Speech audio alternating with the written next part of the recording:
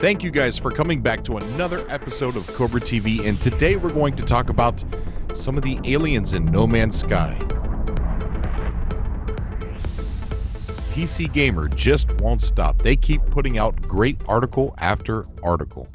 And in this article, they talk about some of the aliens that they encountered while they were playing the game. The article definitely caught my attention because it's titled No Man's Sky Swimming in Acid Lakes and Hanging Out with My Yeti Rabbit. So one of the things that we tried to point out here on Cobra TV was the alien that was walking in the corner of the new press B-roll footage that had like the bunny rabbit ears. As you can see, I'm going to put it in a video again. But it was also something that Benjamin, one of the journalists that was able to play the game, that we got to interview here on Cobra TV, which was, yes, I know it was very hard to understand, thick accent and bad internet connection. But if you can muster through it, it is a very interesting interview. Talks about all kinds of things such as what the Galactic Police actually look like. I will link that video down below. But he talked about the Ewok type bunny looking alien that he followed for about 5 minutes, and it went around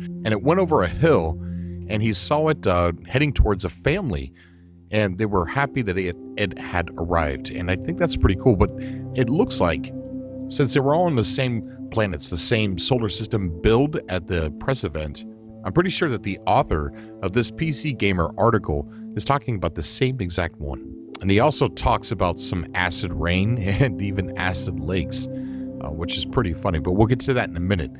So the article starts out where he's screaming, "Look at that, look at that." And he says, "I yelled, immediately feeling sheepish because I was at a press event with other writers and probably shouldn't have been shouting.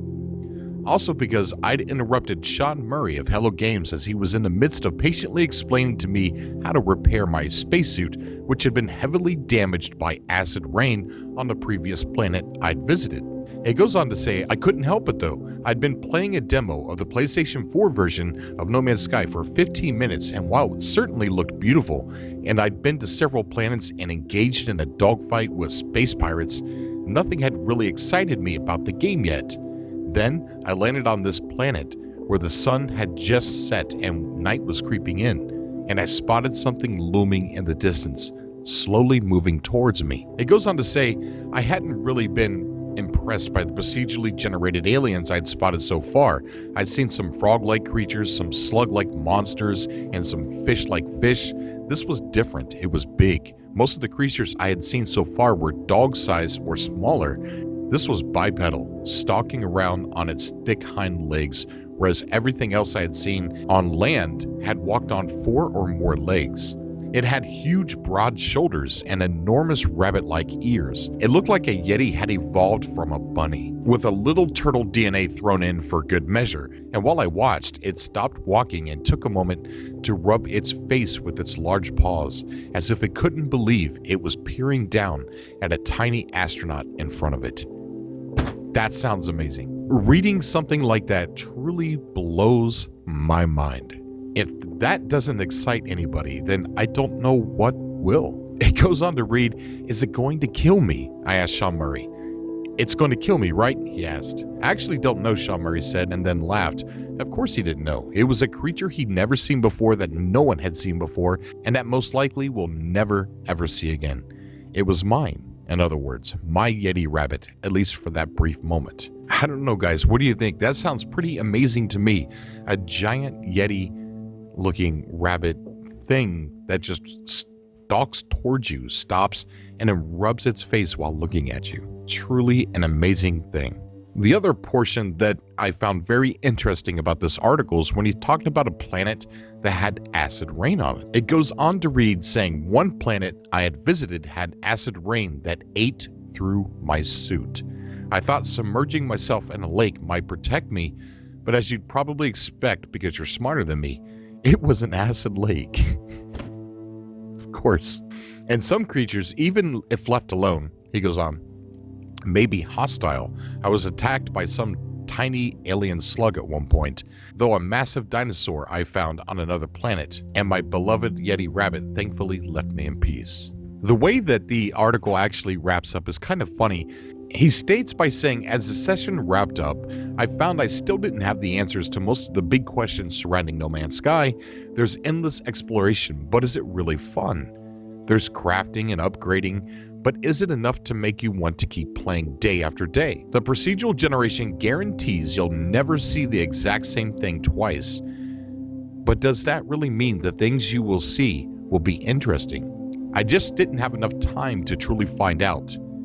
I did have a good time playing though. A staff member had to physically remove the controller from my hand so I'd stop playing and leave the building. So that's something. That's kind of funny. Imagine most of our wives, girlfriends, or boyfriends might be removing the controllers from our hand physically quite a bit. So guys, it is a very good article. I'm going to link it down below, specifically that article. The last time I linked the whole PC Gamer No Man's Sky list or whatever, but I'm going to link it down below. Go check it out. It's a good read. I had an awesome time doing subcasts with you guys on Tuesday.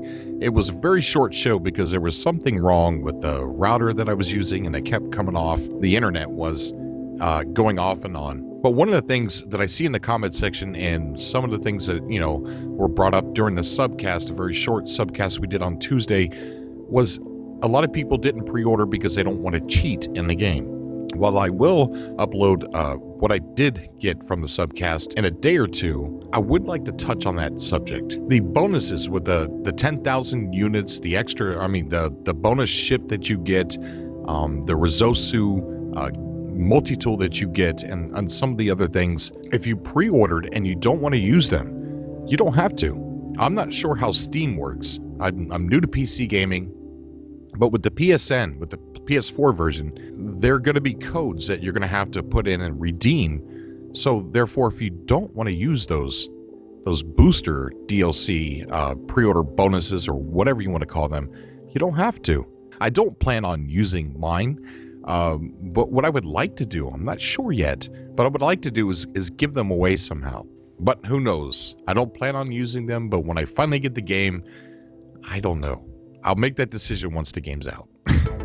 Besides, I couldn't do a giveaway until I actually had the game. So we'll see, guys. As always, I love you guys. Thank you so much for coming back to Cobra TV. Let me know in the comment section down below what kind of weird alien you hope to run into in No Man's Sky. Until next time.